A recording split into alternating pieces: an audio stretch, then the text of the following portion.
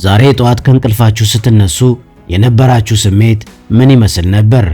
ብዙዎቻችን ቀናችንን የምንጀምረው ዛሬ ምን ይገጥመኝ ይሆን በሚል ስጋት ወይም ዛሬ ይህን ካሳካው ደስተኛ ሆናለሁ በሚል ቅድመ ሁኔታ ነው። እናም ትልቁ ስህተት የሚጀምረው እዚህ ጋር ነው። ምክንያቱም የደስታችንን ሪሞት ኮንትሮል ለውጫዊ ሁኔታዎች ሰጥተናል ማለት ነው። የደስታችሁን ሪሞት ኮንትሮል ለሌላ መስጠት ማለት ሕይወታችሁን በባርነት መኖር ማለት ነው። እስኪ አስቡት፣ የቲቪያችሁን ሪሞት ኮንትሮል ለጎረቤታችሁ ሰጣችሁ፣ እሱ የፈለገውን ቻናል ሲቀይር እናንተ ግን ማየት ግድ ቢላችሁ ምን ይሰማችኋል? የራሳችሁን ስሜት ለሁኔታዎች አሳልፎ መስጠት ማለት ልክ እንደዚህ ነው። ነፃና ደስተኛ ለመሆን ጠዋት ስትነሱ ዛሬ ምን የሚፈጠር ምን ውስጣዊ ሰላሜን በፍጹም አላጣም የሚል ጽኑ አቋም መያዝ አለባችሁ። የአየር ሁኔታው፣ የሰዎች ንግግር፣ ያልተጠበቁ ገጠመኞች፣ የትራፊኩ መጨናነቅና ሌሎችም ሁኔታዎች ስሜታችሁን እንዲወስኑ አትፍቀዱላቸው። ደስታ ከውስጥ ወደ ውጭ የሚፈስ እንጂ ከውጭ ወደ ውስጥ የሚገባ እንዳልሆነ በማመን ቀኑን በፈገግታ መጀመር የነጻነት የመጀመሪያው መገለጫ ነው። አየሩ ሲቀዘቅዝ ደስታችሁ የሚቀዘቅዝ ከሆነ፣ መንገዱ ሲዘጋ ሰላማችሁም አብሮ የሚዘጋ ከሆነ፣ ወይም አንድ ሰው ክፉ ስለተናገረ ብቻ ቀናችሁ የሚበላሽ ከሆነ የደስታችሁንና የሰላማችሁን ሪሞት ኮንትሮል ለሁኔታዎች አሳልፋችሁ ሰጥታችኋል ማለት ነው። ሰዎች እንዲያናድዷችሁ፣ ትራፊኩ እንዲያበሳጫችሁ ወይም ወሬው እንዲረብሻችሁ አትፍቀዱ። የስሜቴ ጌታ እኔ ነኝ፣ ሪሞቱን በእጄ ነው፣ የሚሰማኝን ስሜት እኔ እንጂ ሁኔታዎች አይወስኑትም ብላችሁ ስልጣናችሁን መልሱ። ይህን ለማድረግ ታዲያ የመጀመሪያውና ወሳኙ ነገር ሁኔታዎችን የምንተረጉምበት መነጽር ነው። ሁኔታዎች በራሳቸው ገለልተኛ ወይም ናቹራል ናቸው።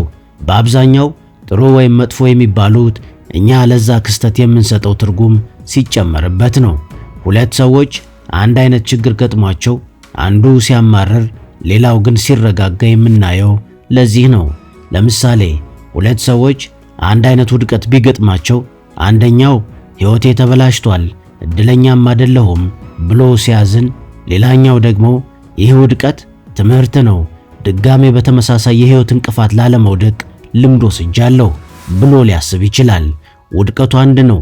የመረጡት ያተረጓጎም መነጽር ግን ሁለት ፍጹም የተለያየ ስሜትና ውጤት ፈጥሯል። ይህንን መነጽር የመምረጥ ኃይል ነው እንግዲህ ከሁኔታዎች ባርነት ነፃ የሚያወጣን። ደስታ ውሳኔ ነው፣ መጠበቅ አይደለም። ብዙዎቻችን ደስታን የምናስበው ልክ እንደ ሎተሪ ዕጣ ነው። ሎተሪው ከወጣ ደስተኛ ሆናለሁ እንደማለት። ይህ ነገር ከተሳካ፣ እገሌ ከደወለ ወይም ያሰብኩት ከተሟላ ደስተኛ ሆናለሁ ብለን እናስባለን። ይህ አስተሳሰብ ደስታን ወደማይታወቅ ነገ ያስተላልፋል። እውነታው ግን ደስታ ውጤት ሳትሆን ምርጫ መሆኗ ነው። ደስተኛ ለመሆን ሁሉም ነገር እስኪስተካከል አትጠብቁ። ምክንያቱም በሕይወት ውስጥ ሁሉም ነገር አልጋ ባልጋ የሚሆንበት ቀን በፍጹም የለም። ይልቁንም በጎደለውም ሆነ በተሟላው ነገር ውስጥ ደስተኛ ለመሆን እመርጣለሁ የሚል ጽኑ ውሳኔ ያስፈልጋል። ደስታ በሁኔታዎች መሃል የሚገኝ የአመለካከት አቅም ነው። ይህንን እውነታ ስትቀበሉ ደግሞ ከሌላ ወጥመድ ትድናላችሁ። ይኸውም ፍጹም የሆነ ሕይወትን መጠበቅ ከሚለው ከንቱ ተስፋ። ወዳጆቼ፣ ደስተኛ ለመሆን ስትመርጡ ችግሮችና ፈተናዎች ከሕይወቴ ላይ ሙሉ በሙሉ ይወገዳሉ ብላችሁ አትመኙ።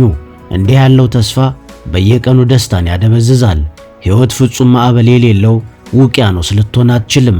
በሕይወት መጽሐፋችሁ ውስጥ የማትፈልጓቸው ምዕራፎች፣ የማትወዷቸው ገጸ ባህሪያትና ያልታሰቡ ውድቀቶች ይኖራሉ። የደስተኛ ሰው ምስጢር ችግር የለብኝም ማለት ሳይሆን ችግሩ ቢመጣም እንኳ ችግሩ በውስጥ ያለውን ሰላም የመንጠቅ ስልጣን የለውም የሚል ጥልቅ እምነት መያዝ ነው። ችግርን እንደ ሕይወት ሂደት በመቀበል ከውጣ ውረድ መሃል ሆናችሁ መረጋጋትን መምረጥ የጀግንነት እንዲሁም የብልህ ሰው ምርጫ ነው። ፍጹም የሆነ ነገን በመጠበቅ ዛሬያችሁን አሁናችሁን አታደብዝዙት። ይህንን ጽኑ አቋም ለመገንባት ደግሞ ሁሌም ከእንቅልፋችሁ ስትነሱ የጠዋት የነጻነት አዋጅ ማወጅ ይገባችኋል። እንደየእምነታችሁ በሰላም እንዳሳደርከኝ በሰላም አውለኝ ከሚለው ጸሎታችሁ ጎን ለጎን ልታደርጉት ትችላላችሁ። ጠዋት ከእንቅልፋችሁ እንደተነሳችሁ ከራሳችሁ ጋር ቃል ኪዳን ግቡ። ካልጋችሁ ላይ ተቀምጣችሁ እንዲህ ይበሉ፣ ዛሬ ምንም ይፈጠር ምን፣ ማንም ምንም ይበል፣ ውስጣዊ ሰላሜን ላለማጣት እመርጣለሁ። ዛሬም በፈገግታ ለመቀበል ወስኛለሁ በሉ። ይህንን ስትሉ ለቀኑ ችግሮች አስቀድማችሁ ጋሻ እያዘጋጃችሁ ነው። ይህ ውሳኔ አእምሯችሁን ያጠነክራል። ሁኔታዎች ሲመጡ ከመረበሽ ይልቅ እኔ እኮ ጧት ሰላሜን መርጫለሁ የሚል የመረጋጋት ስሜት ይፈጥርላችኋል። የእናንተ ምርጫ ምን ያህል ዋጋ እንዳለው ለመረዳት ራሳችሁን ሌላ ጥያቄ ጠይቁ። እኔ ቴርሞሜትር ነኝ ወይስ ቴርሞስታት? ቴርሞሜትር በክፍል ውስጥ ያለውን የሙቀት መጠን ለክቶ የሚነግር እንጂ ሙቀቱን የመቀየር አቅም የለውም። ቴርሞስታት ግን የክፍሉን ሙቀት የሚወስንና የሚቆጣጠር ነው። አብዛኛው ሰው ቴርሞሜትር ነው። በዙሪያው አሉታዊነት ሲበዛ ይጨልማል፣ ጩኸት ሲበዛ ይጮሃል፣ የአካባቢውን ስሜት በቀጥታ ያንጸባርቃል። ነገር ግን የደስታን ምርጫ የምትመርጡ እናንተ ቴርሞስታት መሆን አለባችሁ። አካባቢያችሁ ስሜታችሁን እንዲወስን ከመፍቀድ ይልቅ እናንተ በአእምሯችሁ የሰላም ሙቀት መጠንን በመወሰን የአካባቢያችሁን ስሜት ለመለወጥ ሞክሩ። የእናንተ ሰላማዊ ምርጫ ለሌሎች ሁሉ ተስፋና ብርሃን ይሆናል። ምክንያቱም ቴርሞስታት የሙቀቱን መጠን አይለካም፣ ይወስነዋል እንጂ። ሌላው ነገር ወዳጆቼ፣ ዓለም ሁሌም ጫጫታ የበዛባት ናት። ውጪው ሁሌም የተስተካከለ ላይሆን ይችላል። ነገር ግን ቤታችሁ ውስጥ ወይም በልባችሁ ውስጥ ሰላም ካለ የውጪው ወጀብ አያስፈራችሁም። መርከብ በውሃ ላይ ትንሳፈፋለች።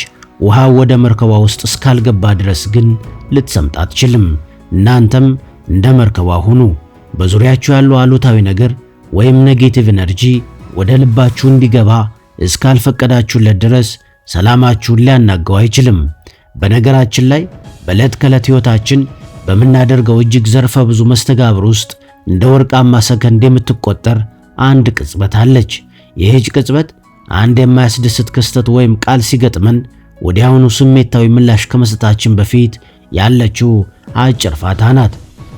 በዚህች ቅጽበት ውስጥ ደስታችንን ሊያጠፋና ቀናችንንም ሊያበላሽ የሚችል ኃይል አለ።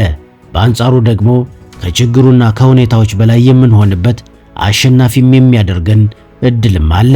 ስለዚህ በእንደዚህ አይነት ቅጽበት ውስጥ ራሳችሁን በብስጭት ወይም በስሜታዊነት ደስታህንና ሰላምህን መነጠቅ ነው ወይስ በመረጋጋትና አስፍቶ በማየት ከችግሩ በላይ መሆን ነው የምትመርጠው ብላችሁ ጠይቁ። ያኔ ውስጣችሁ የትኛውን ሳይድ መምረጥ እንዳለበት ወዲያውኑ ይወስናል። ይህች አጭር የጊዜ ክፍተት ወደ ሰላማችሁ የምትወስዳችሁ ወርቃማ መንገድ ናት። በዚህች ወርቃማ ሰከንድ ውስጥ ተጎጂ ከመሆንና ደስታችሁን ከመነጠቅ ተላቃችሁ የሁኔታው ባለቤት ትሆናላችሁ። በስሜታችሁ ከመፍረድ ይልቅ ምላሻችሁን መምረጥ ስትችሉ ከማንም በላይ ነፃና ደስተኛ ትሆናላችሁ። ስለዚህ ሁሌም ቀናችሁን ስትጀምሩ ሁኔታዎችን ለማስተካከል ሳይሆን ስሜታችሁን ለማስተካከል ቅድሚያ ስጡ። እንደዛ ሲሆን ነው ሁኔታዎችንም የማስተካከል እድል የምታገኙት። እንደዛ ሲሆን ነው የሰላማችሁና የደስታችሁ ሪሞት ኮንትሮልም ከፈጣሪ ቀጥሎ በእጃችሁ የሚሆነው። ኃይሉ በእናንተ እጅ ነው። ደስታን ፈልጋችሁ አታገኟትም። ይልቁንም ፈጥራችሁ ኑሯት። ቀኑ የእናንተ ነው፣ ምርጫውም የእናንተ ነው። ለዛሬ አበቃው። በሌላ ሐሳብ ዳግም እስክንገናኝ መልካሙ ሁሉ ከእናንተ ጋር ይሁን።